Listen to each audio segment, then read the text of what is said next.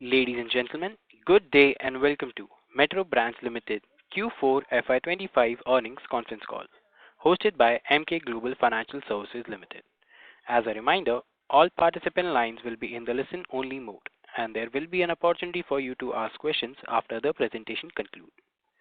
Should you need assistance during the conference call, please signal an operator by pressing star then zero on your touch-tone phone. Please note that this conference is being recorded. I now hand the conference over to Devanshu Bansal from Emkay Global Financial Services Limited. Thank you, and over to you, Devanshu. Yes, hi. Good afternoon, everyone. I would like to welcome the management and thank them for this opportunity. We have with us today Mr. Rafiq Malik, Chairman, Mrs. Farah Malik Bhanji, Managing Director, Mr. Nissan Joseph, Chief Executive Officer, Mr. Kaushal Parekh, Chief Financial Officer, Mr. Mohit Dhanjal, Chief Operating Officer, and Ms. Alisha Rafiq Malik, President Sports Division, E-Commerce and CRM. I shall now hand over the call to the management for the opening remarks. Over to you, sir. Thank you. Good afternoon, everyone.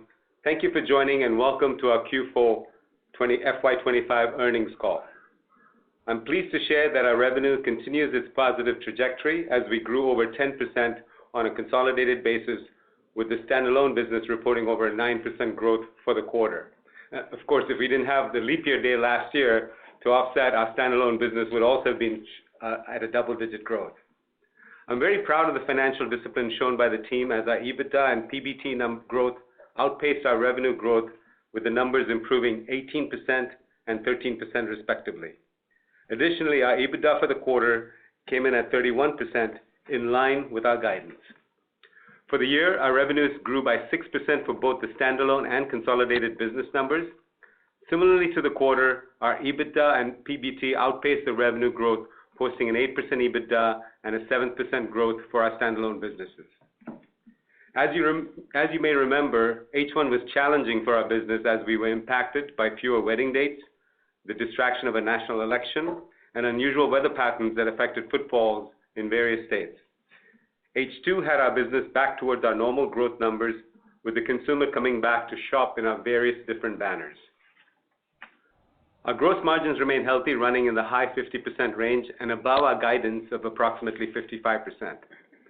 While our revenue per square foot showed a slight degrowth, this is very much in line with our expectations, as this number is always going to be influenced by new stores and the mix of banners that we open, and not a reflection of our business discipline as is validated by our profit growth. Our e-commerce business continues to perform as it grew 45% for the quarter and wrapped up with a 20% year-on-year growth. We continue to monitor and prudently expand our quick commerce space, and will continue to test this channel to ensure that we capitalize on any meaningful opportunity that it may present to us as it evolves. For the quarter, we opened 18 stores and closed 5 stores, which takes us to 70 net new stores for the year. We've had quite a few milestones for the year. We opened our first Foot Locker store. We cleaned up the last of the Fila inventory. We were able to overcome the BIS issues for our core business, though its impact was minimal, and continue to grow profitably despite there being a much more aggressive discount environment in the market. We also crossed the 900 store mark in the quarter. Last but not least, our consistent effort towards sustainability also yielded tangible results. We achieved our goal of recycling 1 pair for every pair sold ahead of our schedule, reinforcing our customer trust and our commitment to responsible retailing. I'm proud of the efforts of the team to continue grow our various banners while sticking to our foundations of operational rigor and financial discipline. With that, I'd like to turn the call back to the operator and open it up for our Q&A session. Thank you very much, sir. We will now begin the question and answer session. Anyone who wishes to ask a question may press star and 1 on their touch-tone telephone. If you wish to withdraw yourself from the question queue, you may press star and 2. Participants are requested to use handsets while asking a question. Ladies and gentlemen, we will wait for a moment while the question queue assembles.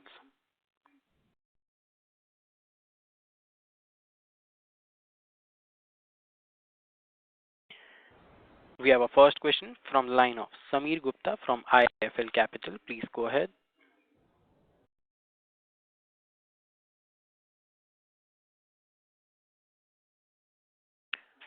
Sameer, are you there? Sameer, are you there? We will move on to the next question from the line of Gaurav Jogani from JM Financial. Please go ahead. Thank you for the opportunity. I hope I'm audible. Yes, Gaurav, Hello. we can hear you. Yeah.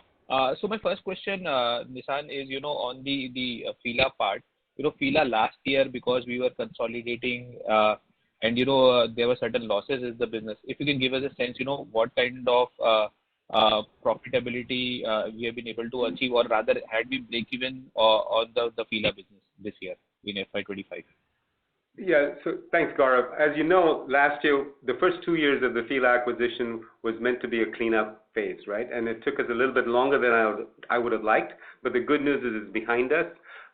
This year is going to be all about repositioning the brand. This year and next year is going to be about repositioning the brand. So I don't see where Fila is going to play a significant role in moving the needle for the overall company business, but it's definitely not going to be diluted to all that we're doing.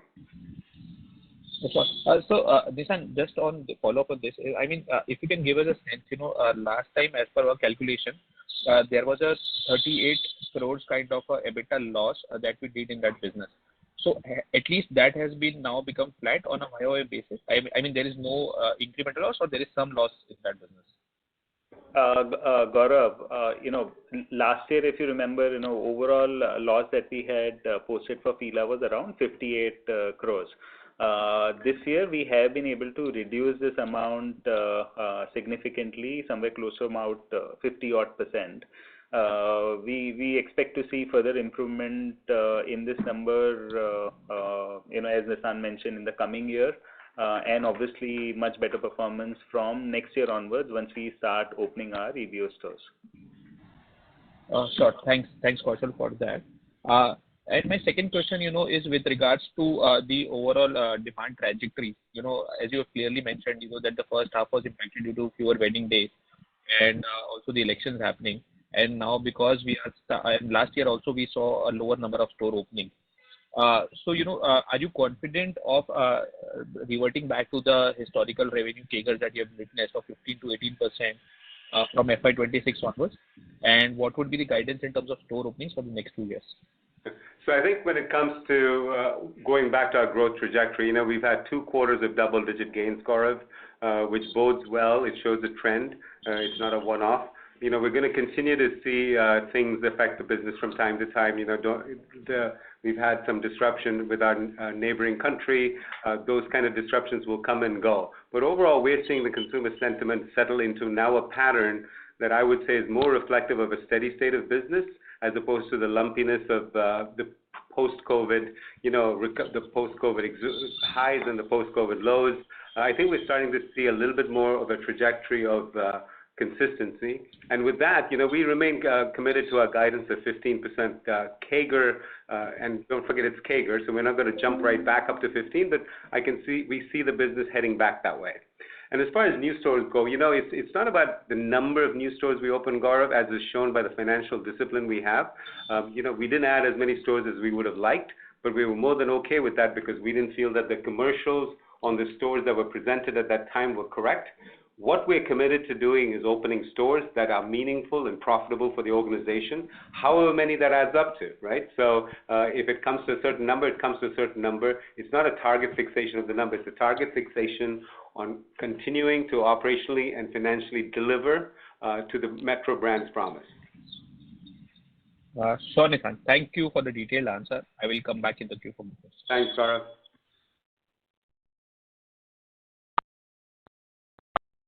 Thank you. We have our next question from the line of Sameer Gupta from IIFL Capital. Please go ahead. Hi, good evening, everyone, and thanks for taking my question. Sir, firstly, on Fila, I understand that last quarter you had mentioned around 5 to 6 stores in Fila by August this year. So just wanted an update on where are we on those. And second sub-question to this would be that we have had our cleanup done by third quarter. BIS related issues are sort of sorted now with local manufacturing coming in. So what is really stopping us in this particular format? I mean, I understand there is a repositioning of the brand which is to be done. So are you still iterating, between how that reposition needs to be done, and that is what is taking time? Okay, so we're not in any way confused about how to reposition it. We're very clear that A, it needs repositioning, and B, how it needs to be repositioned. But repositioning a brand and establishing brand salience, Samir, is not an overnight task, right? If it was, everybody would be doing it. It takes a little bit of time, and it takes a little bit of trial and error as well, right? We're not going to get everything right the first time around. And as far as BIS goes, while we've been able to duplicate a lot of the production to India, it's not everything either. So that is still a challenge for our Foot Locker and our Fila business. So there are some challenges, but equally we see the opportunity that if we reset the brand correctly, reposition it properly for the Indian market, for that consumer that's discerning, it has some legs behind it. Sir, and where are we on that 5 to 6 stores by August? As per the last guidance, are we still on track, or are there more hiccups expected? Yeah, no, we definitely intend to open more stores in H2 of this year, right? In fiscal H2 of this year, and that's definitely staying on track. So we're not deviating from that. Okay, sir. That's fair. Sir, second question is on store expansion. Now I understand that there were issues in FY25 related to rentals, and you mentioned commercials were not viable in the previous participant's answer. But where are we on those now? Are those now, coming back to sort of more viable, so that, we can come back to, let's say, a desirable retail area growth this year, or it's still a challenge? No, it's a good question. So we are seeing rentals never come down, right? It's like taxes and rentals always keep going up. But the good news is I think it's coming off its peak that it had earlier in the year. We're starting to see that peak flatten down a little bit. It's not going to go back to the levels, and we're acutely aware of that. But we are seeing it get more favorable for us to open stores. Super, so that's all from me. I'll come back in the queue for follow-ups. Right, thank you. Thank you. We have our next question from the line of Saurabh Kundan from Goldman Sachs. Please go ahead. Thank you very much for the opportunity. Nissan, as you mentioned in your opening remarks, that revenue per square feet, as you said, will always be impacted by store addition and the mix of stores that you add. So can we sort of assume that in that case, at the current store addition pace that you're adding stores at, this number may just remain flattish in the near to medium term? Is that a fair assumption? Yeah, I think flattish with some inflation at some point in time. But, if we open up more Metro and Crocs stores, that is going to grow. If we open up other banners, it's not going to grow as fast. So it's really a mix of stores, Saurabh, than it is anything else. But there is constant inflation happening as well. So I would say I wouldn't factor much of that kind of growth coming in. It'll be just growth coming in from SSGs, which will then translate to square foot growth. Right. Thank you. And Nissan, thanks for that. And my next question is actually around Walkway. While we understand your plans and aspirations over the long term for this format and the kind of TAM it can open up for you in the overall footwear market, can you share with us where we are right now, and what are the exact store level variables that we are still testing, that are holding us back from expanding stores here as of now? That's it. Thanks. So I think, like you rightly said, that the TAM for the Walkway consumer is significant. We're acutely aware of that, Saurabh. I don't think there's anything holding us back per se. Just like Fila, positioning, evolving, getting a brand right, getting a retail concept right, is an ongoing work in progress.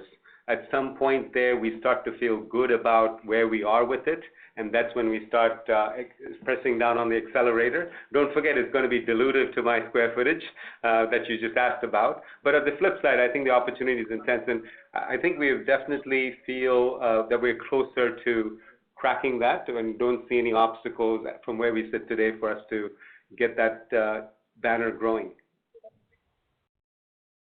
Right. Thank you. Thank you. We have our next question from the line of Sagar Jethwani from Phillip Capital PMS. Please go ahead. Yeah, thanks for the opportunity. How do you expect the footwear realizations to move in FY26, given that we have added Fila, Foot Locker, and New Era? Of course, they are in the ramping up stage, and also we are adding the Metro Mochi stores. So, how do you see that realizations going up? Sagar, if you see historically, our ASP growth has been in that range of around 3 to 5%. With all this format coming in, we are, in the last question, obviously we are growing, we will be growing a walkway segment too. So we'll see growth all across. Our e-com is also growing. So we broadly expect our ASP growth to be around the range that we have seen historically. We don't expect it to change materially, at least if I was to speak about, say, next year. Once this format start delivering, contributing significantly to the revenue, obviously, we'll see changes in average ASP over a period of time. Okay. And also, if you could comment on the footwear realization split between the Tier 2 and beyond towns versus Metro plus Tier 1 cities, that would be helpful. See, we don't see significant difference, to be very frank. Obviously, you can't compare, say, a Phoenix in Mumbai to say a store in Patna. But I'm just saying broadly, we don't see significant difference in metro cities. Certain malls, etc., ASPs tend to be higher than say on an average that you see for country as a whole. But largely, wherever we go, we see that kind of population who wants to who aspires to sort of buy a product from us, and they're more than happy to pay buy at the price that we operate. Lastly, what were the footwear realizations this quarter? As I said, overall, if you see, our ASP increase is around 3%. If I have to specifically talk about footwear, it is somewhere in the range of 5 to 6%. Okay. Thank you and all the best. Thank you. We have our next question from the line of Shraddha Kapadia from Smith Limited. Please go ahead. Hello, am I audible? Yes, Shraddha. Yes, you are. Yeah, thank you so much for the opportunity. We have Sorry to interrupt, Shraddha. Your voice is quite breaking. Can you use your handset? Yeah. Hello, is this better? A little bit, ma'am. Yeah. With regards to the e-commerce, so what is in growth? Is it the channel mix, higher ASP, or customer acquisition? And what is the expected contribution which we expect for FY26? Shraddha, can you please repeat your question? At least the initial part, we couldn't get exactly what you wanted to ask. So basically, this is with regards to the e-com which is there. It has grown 45% for the quarter. So what is driving this growth? Is it the channel mix, higher ASP, or new customer acquisitions? And if you could help with the targeted FY26 contribution. So it's if you see, our 5-year CAGR for e-com has been around 53%. For last year, for last quarter, we grew at 45%, and if you see for the year, it was around 20%. To be very frank, we are growing across all the channels that are available for us to sort of tap. And obviously, our focus, as we have discussed this multiple times, is on growing our omni-channel business, which is predominantly full price products getting delivered from our store. So it's a mix of products that we see. Apart from that, obviously, we keep pushing and strengthening our positioning across various categories. So take for example, men's and handbags will be our focus area, and we expect that to sort of increase in the coming year. So it's like, over a period of time, strengthening and using all the avenues that are there to grow this channel, and most importantly, to grow this profitably. We don't want to grow this by offering significant discount. We want to limit that, but at the same time, we would want to target and be among the top player across all the categories that are available online. Sure. Thank you for the detailed answer. So, any contribution which you expect for FY26, if you could just give a brief number, would it be similar to the current FY25? Shraddha, as I said, we have, e-com has been growing at a pace slightly faster than, offline business. So we expect this contribution to keep rising over a period of time. It is 10.6. Maybe if you force me to put a number, maybe I'll say it will increase by 1 or 2% in the coming year or so. That's how we will sort of look at this. As I said, we don't want to push this sales by offering discounts. We want this to be profitable. Sure. Thank you so much for your answer. Also, sir, is it possible to give the ASP for footwear excluding the accessories? ASP for footwear broadly is somewhere around 2,400 odd number if we just see for footwear. Okay, sir. Okay. And are we planning to take any price hikes for FY26? Not specifically. We are not seeing a significant increase in our input costs. So broadly, what we will see is a mix of some cost increase and predominantly mix change. And we expect our ASPs to be in that range as we have seen historically, around 3 to 5%. Okay, sir. Okay. Thank you so much for your answers, and all the best for future. Thank you. Thank you.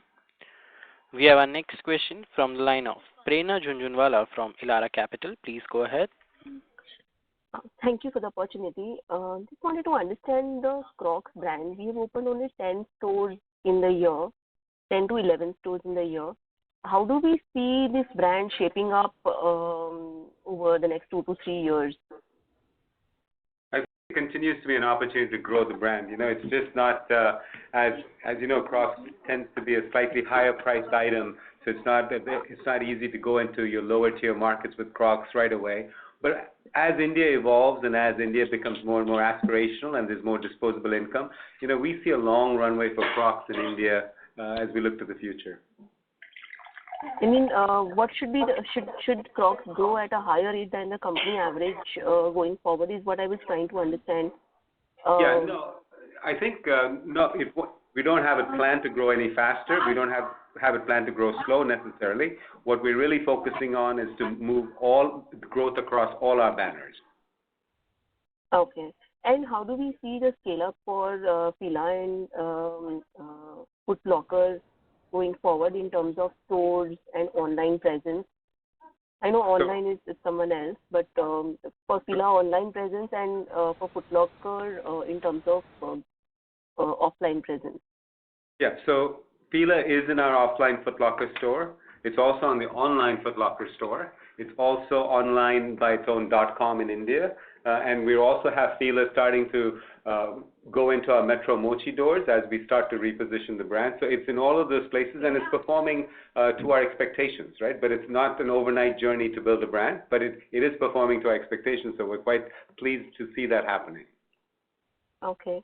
And last question on profitability. How do we see the profitability going forward with respect to the inventory of non-BIS inventory that we have, and do we have to take some discount measures to reduce them in the near future to medium future? No, we don't see BIS having any impact on our margins.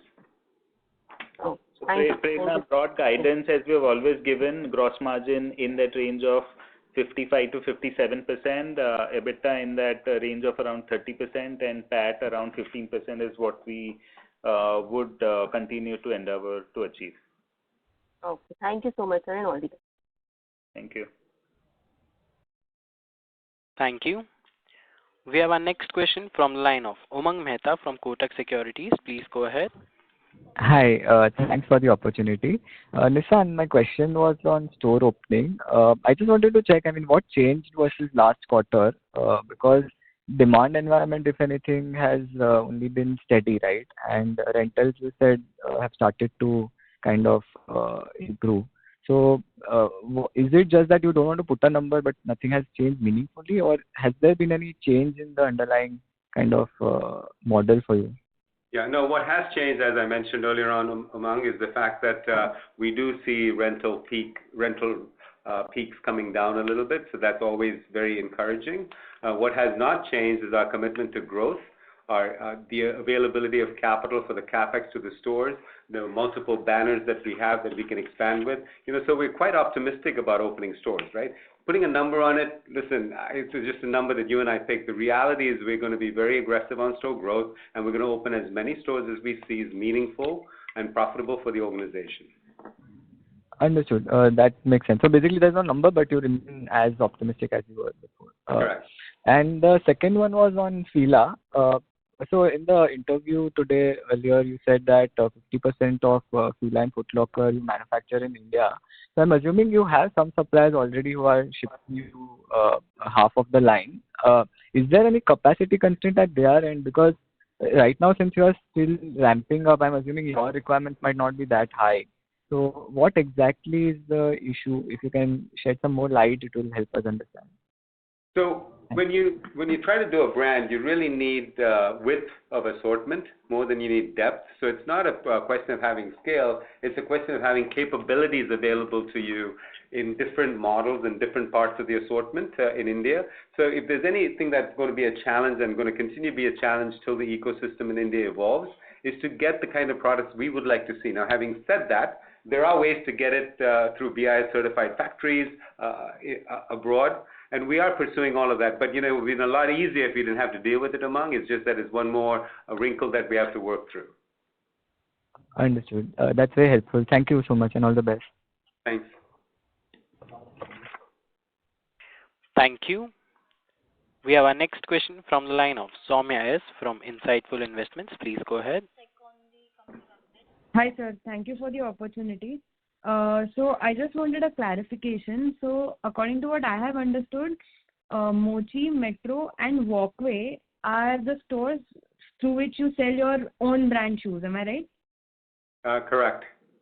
So going forward, as you are looking to expand Fila and Foot Locker, will we be seeing some reduction in the own brand sales, or will the increase in number of Mochi and Metro stores sort of make up for that? Yeah. So the numbers we share with you are the numbers of own brand sales that we sell in a Metro, in a Mochi, in a Walkway, right? We have been running that numbers for quite a few years, so we don't see that changing, Soumya. On an overall basis, immediately we don't see any shift in that overall math either. Okay, sir. Understood. Thank you so much. Thank you. Before we move on to the next question, a reminder to all participants, if you wish to ask any questions, you may press star and 1. We have our next question from the line of Devanshu Bansal from Emkay Global Financial Services. Please go ahead.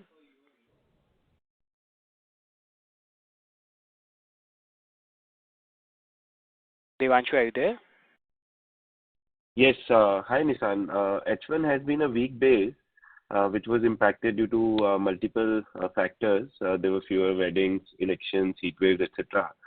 If we were to segregate growth across the two halves of FY26, how would it look like? Can H1 see better trends vis-a-vis H2? Just wanted to take your thoughts on that. I like your polite way of asking us for a guidance, Devanshu, that we don't do. But I think it's sensible math and retail that if you look at a lower base, the propensity to have a better performance is higher than if you look at a higher base. However, there's also something called momentum in retail. And once we start seeing that pick up, what I would encourage you to just think about really is in the long term, we are pretty confident that we're going to get back to our 15% CAGR. This year wasn't there. So, that would at least tell you an indication of how we are looking at it long term. Understood. Secondly, wanted to understand how has been the initial traction in the Foot Locker store that we have opened, and whether this is sort of leading to upliftment in the confidence level for the expansion for this format. Yes, to be honest with you, with the product that we got, we're actually quite excited about what's happened with Foot Locker. What's unfortunate is we haven't been able to get all the product we need due to BIS limitations, right? So from that standpoint, our commitment, our excitement on the opportunity and runway for Foot Locker remains untouched. Having said that, there are some short-term challenges. We fully expect the brands to step up and figure out and close the loop on manufacturing within the next 6 to 9 months, and at which point we will accelerate the growth of Foot Locker. We do have more Foot Lockers planned to open later this year, so it's not like we're hitting total pause on it, but we have slowed it down till we get full visibility of how the brands are going to respond to BIS. Understood.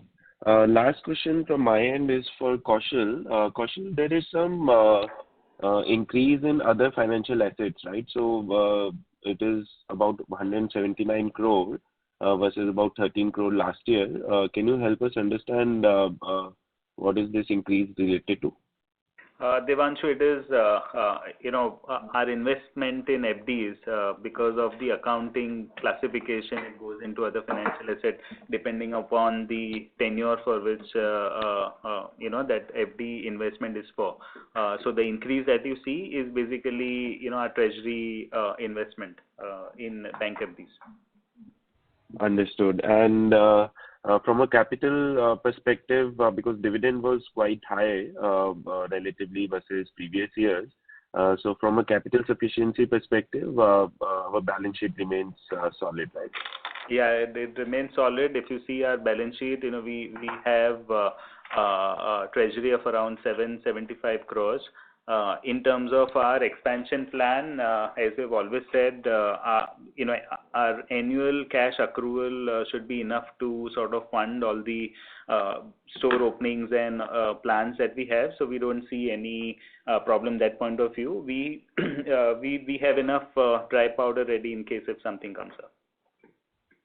Okay. And allied to this, from a working capital optimization perspective, it's been a pretty decent job this year. Can we expect some continuation of moderation in working capital, or we have sort of achieved whatever efficiencies were there to be taken? Right. Devanshu, as you would know, if you see on a long-term basis, our working capital has been around that 70 to 75 days in that range. It was inflated in last 3 years predominantly on account of BIS-related front loading of inventory that we had to do. We are seeing now that thing tapering off. We expect our working capital to be around this range. We don't want to become efficient and then lose out sales. So it's a fine balance that we have to hit there. But around 70 to 75 day working capital is a decent number, and that is what we would want to hold on to. Got it. Thanks, Kaushal. Yeah. Thank you. A reminder to all participants, if you wish to ask any questions, you may press star and 1. We have a follow-up question from the line of Sameer Gupta from IIFL Capital. Please go ahead. Hi, thanks again. Two different set of questions from me.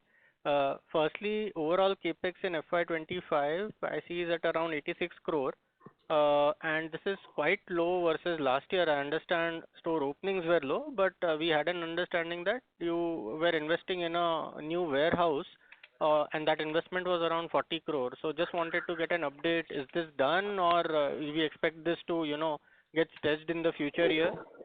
Sameer, that cash outflow should happen in current year.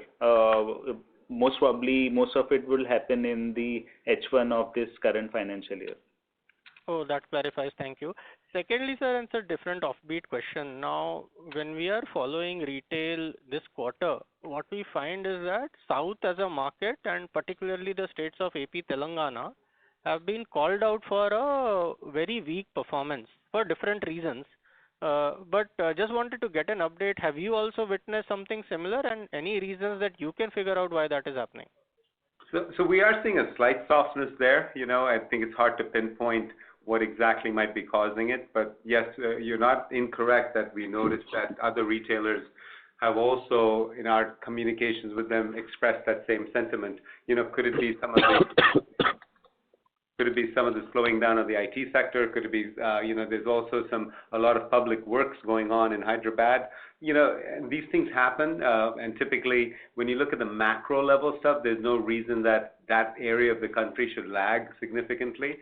From time to time, we've seen when tourism is affected, the tourist areas get hit. So there's always, but these things always rebound. At the worst case, they lap itself, Samir, but it's not significant enough for us to be concerned about. Got it, sir. That's very helpful, sir. Thanks all. I'm done. Thank you. Thank you.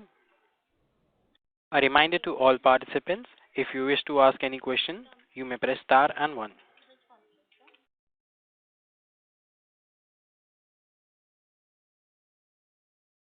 A reminder to all participants, if you wish to ask any questions, you may press star and 1 now.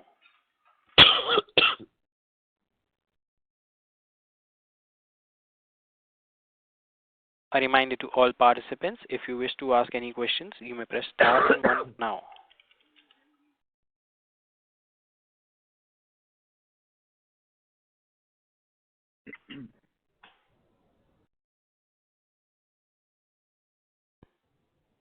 A reminder to all participants, if you wish to ask any questions, you may press star and 1 now.